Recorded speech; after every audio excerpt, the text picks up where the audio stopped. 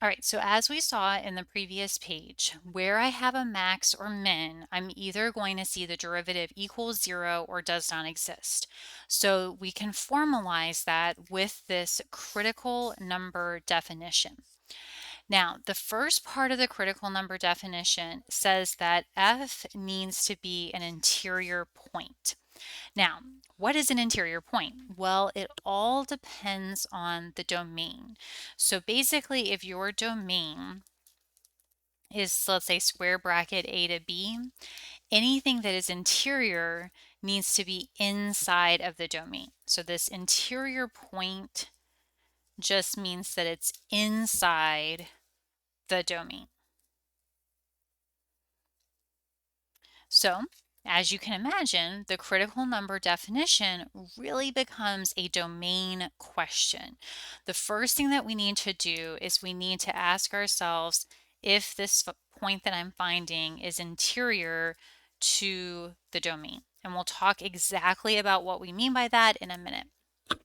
Now, the second part of the critical number definition is that the derivative has to be equal to either 0 or the derivative does not exist.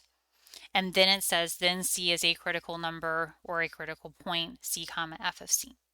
So the second condition for a critical number is that our derivative is equal to 0 or our derivative does not exist. And why do we care about this again? We care about this because these critical numbers are going to be the places where we might have a max or a min. So when we're working in this section, you're going to see this come up over and over again. Our first step is going to be to identify what are the critical numbers. So how do we do that? The first thing that we do is we really make sure that it's interior to the domain. All right, now here is where we have to remember what is the domain. Now you might remember earlier that we talked about how the domain is in college algebra.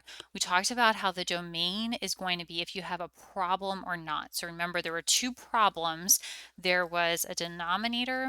If there was a denominator, you had to make sure that it's not equal to 0. And if there was a radicand, you had to make sure that that was greater than or equal to 0. So our first step in critical numbers is going to be looking at the domain and making sure that whatever critical number we come up with is inside, interior, or inside that domain. So basically that the function is defined for that critical number. And then our second step is to find the derivative, get the derivative as one fraction so that we can then look at where the derivative is equal to 0 and where the derivative does not exist. So if you take a look at this next question here, let's actually make a separate video for this. I'll be right back.